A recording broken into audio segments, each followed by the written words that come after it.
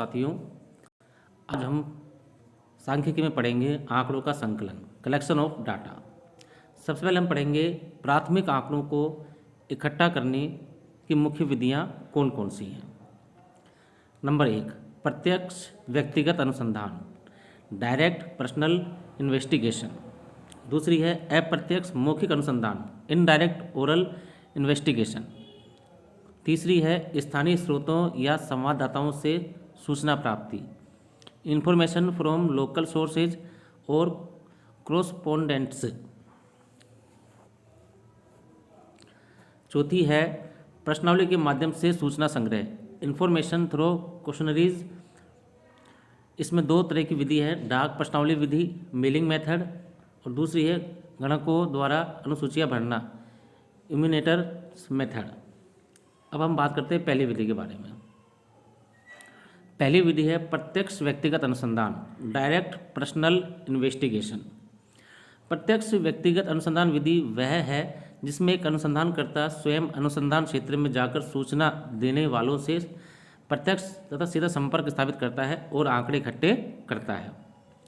प्रत्यक्ष व्यक्तिगत अनुसंधान विधि वह है जिसमें एक अनुसंधानकर्ता स्वयं अनुसंधान क्षेत्र में जाकर सूचना देने वाले से प्रत्यक्ष तथा सीधा संपर्क स्थापित करता है और आंकड़े इकट्ठे करता है। इस विधि की सफलता के लिए आवश्यक है कि अनुसंधानकर्ता को मेहनती, व्यवहार कुशल, निष्पक्ष, धैर्यवान होना चाहिए। उसे सूचना देने वाले की भाषा, रहन सहन के स्तर और रीति रिवाजों का भी ज्ञान होना चाहिए। उदाहरण के लिए आप अपने शहर के किसी कारखाने में मजदूरों की आर्थिक स्थिति का अध्ययन करने के लिए उनसे स्वयं मिलकर आंकड़े इकट्ठे करें तो इस तरीके को प्रत्यक्ष व्यक्तिगत अनुसंधान कहा जाएगा। उपयुक्तता, सूटेबिलिटी। यह विधि ऐसे अनुसंधानों के लिए उपयुक्त है जिसका क्षेत्र सीमित है, जहां आंकड़ों की मौलिकता अधिक जरूरी है, जहां आंकड़ों को गुप्त रखना हो, जहां आंकड़ों की शुद्धता अधिक महत्वपूर्ण है तथा जहां सूचना देने वालों से सीधा संपर्क करना जरूरी हो। दूसरी विधि है अप्रत्यक्ष मौखिक अनुसंधान, इनडायरेक्ट ओरल इन्वेस्टिगेशन। अप्रत्यक्ष मौखिक अनुसंधान वह विधि है जिसमें किसी समस्या से अप्रत्यक्ष रूप से संबंध रखने वाले व्यक्तियों से मौखिक पूछताछ द्वारा आंकड़े प्राप्त किए जाते हैं।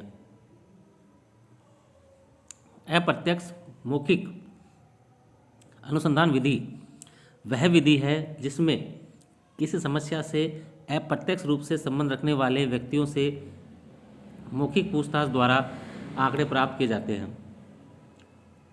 ऐसे लोगों को साक्षी कहा जाता है। इस विधि में समस्या से प्रत्यक्ष संबंध रखने वाले व्यक्तियों से आंकड़े इकट्ठे नहीं किए जाते। उदाहरण के लिए इस विधि में मजदूरों की आर्थिक स्थिति के बारे में सूचना स्वयं मजदूरों से एकत्रित न करके मिल मालिकों या श्रम संघों से मौखिक पूछताछ द्वारा प्राप्त की जाएगी।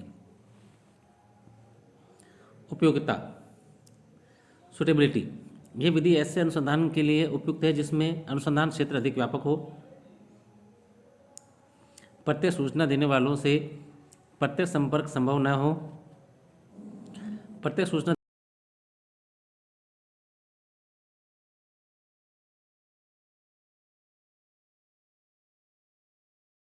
देने वाले विशेषज्ञों की राय की जरूरत हो।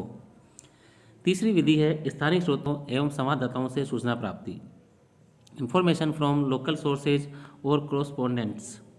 इस विधि के अंतर्गत अनुसंधानकर्ता विभिन्न स्थानों पर स्थानीय व्यक्ति या विशेष संवाददाता नियुक्त कर देता है। वे अपने अपने तरीकों से सूचना एकत्रित करते हैं और अनुसंधानकर्ता को भेज देते हैं। इस विधि के अंतर्गत अनुसंधानकर्ता विभिन्न स्थानों पर स्थानीय व्यक्ति या विशेष संवाददाता नियुक्त कर देते हैं। वे अपने अपने तरीकों से सूचना एकत्रित करते हैं और अनुसंधानकर्ताओं को भेज देते हैं। उपयुक्तता, सूटेबिलिटी। ये विधि ऐसे अनुसंधान के लिए उपयुक्त है जिसमें एक आंकड़ों के निरंतर संकलन की आवश्यकता हो, आंकड़े एकत्रित करने का क्षेत्र व्यापक हो, आंकड़ों का प्रयोग पत्र पत्रिकाओं, रेडियो, टेलीविजन आदि द्वारा किया जाना हो तथा सूचनाओं की अत्यधिक शुद्धता की आवश्यकता न हो। प्रश्नावली एवं अनुसूचियों के माध्यम से सूचना संग्रह, information through questionnaires and schedules. इस विधि में अनुसंधानकर्ता सबसे पहले अनुसंधान के उद्देश्य को ध्यान में रखते हुए एक प्रश्नावली तैयार करता है। इस प्रश्नावली के आधार पर दो प्रकार से सूचना एकत्रित की जाती है, एक डाक प्रश्नावली विधि, दूसरी गणक विधि या अनुसूची विधि। डाक विधि, मेलिंग मेथड। इस विधि में प्रश्नावली सूचना देने वाले व्यक्तियों के पास डाक द्वारा भेजी जाती है। प्रश्नावली के साथ एक पत्र भी भेजा जाता है जिसमें जांच के उद्देश्य स्पष्ट किए जाते हैं तथा सूचना देने वालों को यह विश्वास दिलाया जाता है कि उसके द्वारा भेजी गई सूचनाएं गुप्त रखी जाएंगी। इस विधि में प्रश्नावली सूचना देने वाले व्यक्तियों के पास डाक द्वारा भेज दी जाती है। प्रश्नावली के साथ एक पत्र भी भेजा जाता है जिसमें जांच के उद्देश्य स्पष्ट किए जाते हैं तथा सूचना देने वाले को यह विश्वास दिलाया जाता है कि उसके द्वारा भेजी गई सूचनाएं गुप्त रखी जाएंगी। प्रश्नावली प्राप्त करने वाला व्यक्ति प्रश्नावली में प्रश्नों का उत्तर लिखकर उसे वापस अनुसंधानकर्ता के पास भेज देता है। उपयुक्तता। इस विधि का प्रयोग तब उपयुक्त होता है जब अनुसंधान का क्षेत्र काफ़ी विस्तृत हो तथा सूचना देने वाला व्यक्ति शिक्षित हो। दूसरी विधि है प्रश्नावली में गणक विधि, इम्यूरेटर्स मेथड्स। इस विधि में अनुसंधान के उद्देश्य को ध्यान में रखकर एक प्रश्नावली तैयार कर ली जाती है। इन प्रश्नावलियों को लेकर सूचना देने वाले व्यक्तियों के पास गणक स्वयं जाते हैं। इस प्रकार की प्रश्नावलियों को जो गणक स्वयं सूचकों से प्रश्न पूछ कर भरते हैं अनुसूचियाँ कहा जाता है। इस विधि में अनुसंधान के उद्देश्य को ध्यान में रखकर एक प्रश्नावली तैयार कर ली जाती है। इन प्रश्नावलियों को लेकर सूचना देने वाले व्यक्तियों के पास गणक स्वयं जाते हैं। इस प्रकार की प्रश्नावलियों को जो गणक स्वयं स्वयं सूचकों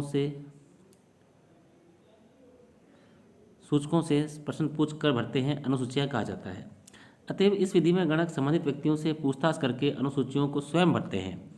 गणक उन व्यक्तियों को कहा जाता है जो आंकड़े संकलन में अनुसंधानकर्ता की मदद करते हैं। इन गणकों को अनुसूचियाँ भरवाने के संबंध में प्रशिक्षण दिया जाता है जिससे वे सही प्रश्न पूछे तथा सूचियों को शुद्धतापूर्वक भर सकें। उपयुक्तता, सुटेबिलिटी। यह विधि ऐसे अनुसंधानों के लिए उपयुक्त है जिनका क्षेत्र विस्तृत है। 2, जिन संबंधित गणक निपुण और निष्पक्ष हैं, वे अनुभवी और व्यवहार कुशल हैं। गणकों को अपने क्षेत्र में सूचकों की भाषा, रीति रिवाज और स्वभाव का भली भांति परिचय है। धन्यवाद साथियों।